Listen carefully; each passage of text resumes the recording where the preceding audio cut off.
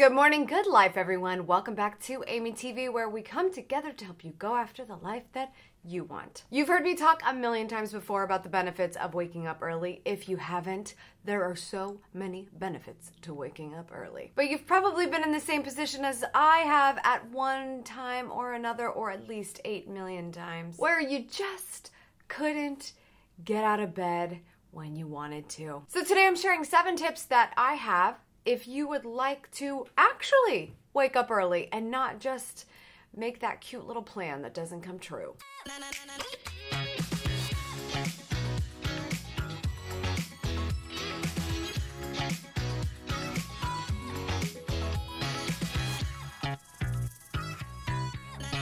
It's a pretty well-known fact that I am a lark. A lark is somebody who likes to wake up in the early morning. I was not always this way, okay? I know you probably think I'm extroverted. I'm not. I know you probably think I'm a morning person. I'm not. There's a lot of things that I make myself seem like I am, but I am not. And that is the beauty of the internet, my friends. I'm just kidding. There are a lot of things you have to do in order to better train yourself in certain areas. You don't have to be naturally good at it. But if you have the incentive to go after the life you want, to improve in areas that you know are good for you, then you can make it happen. Why is waking up early something that you should do? Well, there are countless studies as to why this is good for you. Do your own little Google search and find out what matters to you the most and how morning routines can potentially affect it, hopefully for the better, and you will probably find you have a pretty good reason to make this adjustment in your life. But the issue still stands. You actually have to get out of bed in order to have a morning routine. And I don't know about you, but I love sleep as much as my mornings, and my bed is a dream to stay in. So if you actually want to make this happen and work on the habit that is waking up earlier, there are a few things that I recommend so that you can actually make that first one happen and maybe the second one and continue the process. Because simply saying, tomorrow I'm getting up at 5 a.m. doesn't get you out of bed at 5 a.m. Before we get started, you know what time it is. I have to give a little bit of Twitter gratitude. And this shout out is going to Nightly Breeze. Brianna, thank you so much for your time and attention. I acknowledge you for watching these videos, for listening. Maybe you're working on your morning routine. Who knows? But no matter what, I appreciate that. And thank you for the retweet. I mean, following me on Twitter, retweeting the video when it comes out, that's the whole reason I picked your name. If you'd like a chance at the next shout out, follow Brianna's lead and follow me on Twitter. And also look for my video when it comes out every Sunday and Wednesday so you can potentially get this next Twitter gratitude. All right, 7 tips to actually wake up early. Keyword actually. You know, that big first step out of bed. It takes a little bit of preparation. First, you need to find your passion. Okay, wait a minute. I know, that's a lot. It's a lot to think about, but hear me out.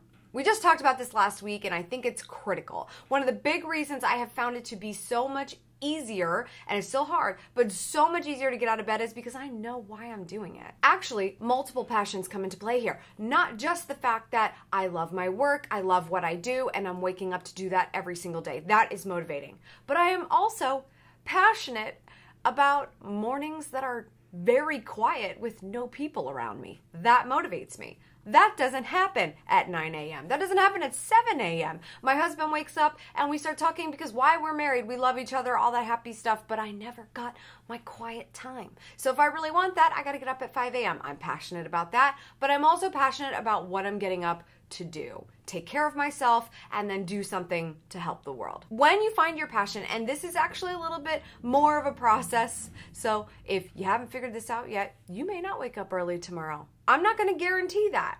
But if you have found something that you're excited about, then you very well could. I have a video on this, finding your passion, and even though it's going to be more of a process than a discovery, I promise you it's going to make you feel like you have more purpose every single morning. Go check out that video and let me know what you thought. The next thing you're going to need to do if you want to wake up earlier is go to sleep earlier. I have said this so many times, it's basically tattooed on my face. Love sleep, Go to bed early. It's the dream. I know I sound old. You've still got to get ample sleep. In order for you to be effective early in the morning or effective in the afternoon, if you woke up early in the morning, you need to have X number of hours of sleep. And it's different for everyone. For me, I'm good with 7. If I don't get to a minimum of 7, I'm in trouble. I'm not going to wake up early if I went to bed at 2 a.m. This happens sometimes. I'll land off of a plane, I'll come home and it's super late. I'm going to sleep in the next day to get my hours of sleep. So if you're wanting to wake up early, you've got to recoup that sleep somewhere, and it's going to be in the evenings where maybe you stayed up a little bit too late watching Netflix. Relatable? I think so. Start thinking about what you've been doing for the last week or so in your evenings. Are you just mindlessly watching television? Do you tend to fall into a happy hour situation on a very regular basis with your coworkers, where if you have a drink or two and that takes 2 or 3 hours with your friends at a bar or whatever, you go late into the evening and then suddenly you didn't really get a night at home for you to start your next day fresh. You don't even have to drink for that to be true. If you're spending too much time in the evenings doing something that is less important to you than what could happen the next morning, how are you going to fix that? You only have so much time in the world. So think about how you can start saying no to things that don't matter to you as much. Another thing that we recently talked about, you can check out a video on how you can do that much more confidently. But if you want to get up earlier, you've got to go to bed earlier. Figure out what your sleep cycle preferences are. For me, again, 7 hours, I'm good. And then do it. What I love about iPhone is that it actually has an option to say, this is my bedtime and this is my awake time, and it'll be your alarm for both going to bed and waking up. So getting that cute little notification that's like, hey girl, it's time to go to bed in like an hour, it's a nice heads up as to, okay, I need to start shutting some things down. Get to bed. I promise you, you will fall right back in love with sleep as much as you did The Crown. They're really neck and neck for me. And the third thing I want to tell you is to write down 3 things. And this should be the night before or just in advance of your morning. What are 3 things you want to focus on tomorrow? Successful people tell you, you shouldn't have too many focuses in one day. So write down, what are the 3 things you would like to accomplish in any given day? It could be something you're going to do in the morning. It could be something you have planned in the evening. It could be your full-time job, which takes up 8 hours of your day. Write those 3 things down, because when you start to look at what you would like to do, you're more motivated to think, I'm gonna need a little bit more time in my day for that to be feasible. I can't cut into work time. I can't cut into spending time with my family. I can't cut into making dinner for my family. Whatever it is, when you're looking at that list of just 3 things, it's feasible, but you also start thinking about the structure of your day and therefore how you're gonna fit it in. And once you look at things in a calendar scheduling type of way, it's not just an arbitrary date to wake up early. I don't wake up and go, I'm going on a date with myself in the morning. That's not what I'm doing. I'm making the most of the time that I have. But you can't make the most of the time that you have if you don't have a vision for why. Write it down. Make a list. Journaling. We've been talking about this for eons, like internet eons, My next piece of advice, and this is my holy grail tip for waking up early, because I still do it every single day: put your alarm clock in another room. I used to be able to just put it in my master bathroom, and that would be good enough. And then the phone was still like close enough at night where I felt like it was safe. But now I, first of all, do not care about my phone within an hour of going to bed and within like 3 hours of waking up in the morning. Also, the bathroom was too close. I actually got very good at waking up, turning the alarm off, and going right back to bed. Okay, that's not helpful, anybody. That is not helpful. That is like some sleepwalking stuff. That's just not fair. Now, I put my phone in its own little bed, which is really just a phone charger, in my office, okay? So it's in here. This is the room where I get things done. So I'm in the environment where it's time to start the day, and I'm going to want to do a lot of things in here. I'll shut the alarm off, and then the next thing I know, I am in the bathroom getting ready for the day, just waking myself up. You might find that keeping your phone next to the coffee maker in the morning is a great idea. Maybe you even set the coffee maker to already have made your coffee by the time you're hitting that alarm.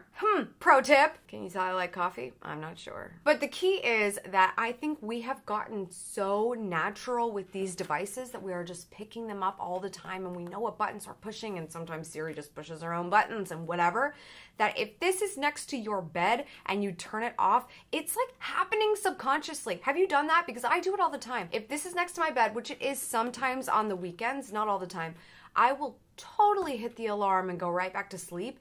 And when I actually naturally wake up, I don't even know that it happened. And I'm like, how? That is scary. So you've got to get it away from you. Get your body to move in order for you to know it's time to get up. For those of you who say, I like to wake up naturally and it's easy for me, I cannot relate to you, okay? Sorry. So the next thing I recommend is self-care first. As I said before, I turn the alarm off and the very first thing that I do is go and do my skincare. Maybe you prefer a shower or exercise, meditation, whatever you want. For me, it's skincare on my face. It gets the crusties out of my eyes. It makes me feel like I'm totally awake and that I couldn't just crash right back onto a pillow. It's just exactly what I need to put one foot in front of the other effectively for the next few hours. If you're interested in my skincare routine, I will link to that in the description below. But that's just what I need. And I think when you start with self-care, you're saying that this is important enough to me that I'm making time for myself, not some other deadline, not somebody's text message, not email. I'm doing this for me. And that's why I believe self-care is the best thing to start with. Now that you've done that, maybe you grabbed yourself a lemon water or a cup of coffee or whatever cup of tea you want first thing in the morning. Now we got to look at that list again, okay? What are my 3 focuses? Maybe you've calendar blocked your schedule for the day. That's how I do things. But maybe you just look at that list of 3 things and say, okay, time to get started on this list. Ideally, you're going to work on the thing that's either the hardest and not scheduled or just something that's not going to happen at another point in the day. If you don't know the joy that is in having something on your to-do list already done by the time the sun comes up, I cannot recommend it more. I'm just gonna pull up my calendar of what I did this morning. So Lucy kept me up a little bit last night, so I didn't get up till 5:30, and I spent about an hour on my morning routine. By 6:30, I started working on projects that I needed to get done, and by 9 a.m., I had 3 things off my to-do list. I don't have a list of 3 things because I calendar block things I have to get done, and I know if something takes 30 minutes, then it's 30 minutes. If something else takes 60 minutes, it's 60 minutes. And something else on my calendar took 90 minutes, and that took 90 minutes. But knowing how long it took, booking it in my calendar, I got it all done before everybody else is even clocking in for work. And then I'm just moseying outside walking my dog and I'm like, oh my God, I feel so good. I'm telling you,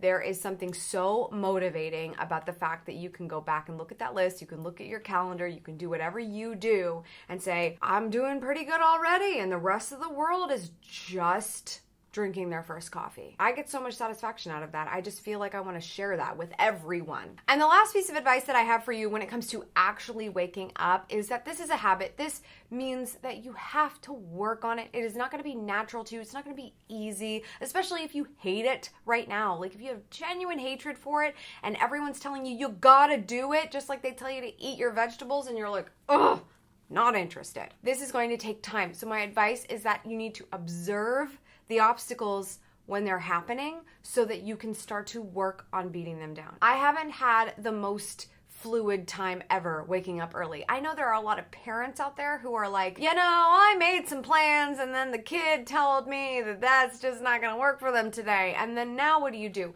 It's not going to be easy. We all have our own issues in how this happens. But if you start to identify them and say, okay, this happened today, this happened again today, this happened again for the 3rd day in a row. This is an obstacle we need to work on. How can we combat it? For me, I've always grappled with like, when am I going to go to the gym? Because I can't go first thing in the morning when I wake up. And I also don't like going first thing in the morning when I wake up. But everybody tells you to go do it when you wake up. And I'm like, I don't want to. I would rather go after I got like 4 things off my to-do list. And I took Lucy for a walk so she can sleep.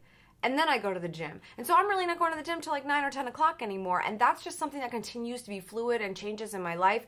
It's one little obstacle that I present to you that I had to work on. We all have our obstacles. This isn't going to be simple, easy. If everyone could do it, they would. If everyone wanted to do it, it probably wouldn't be as valuable. If everyone was waking up at 5 a.m., I wouldn't get my alone time. I wouldn't be able to avoid emergencies. I wouldn't be able to be ahead of the game. We know that the majority of people don't do this.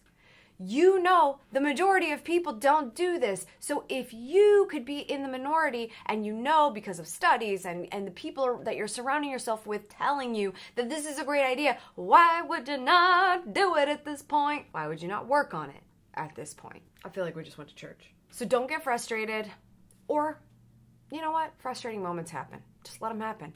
Try again tomorrow. Get to bed early. write your list down, be prepared, and continue to find the things you need to work on. And then work on them. And then suddenly this whole getting up at this hour is not this crazy thing that people talk about. Now you do it and you're finding new ways to optimize it. We're trying to get to the intermediate class of waking up early, right? 101. Let's get past 101. All right, let's share what we talked about today in a tweetable. This one is from George Lorimer.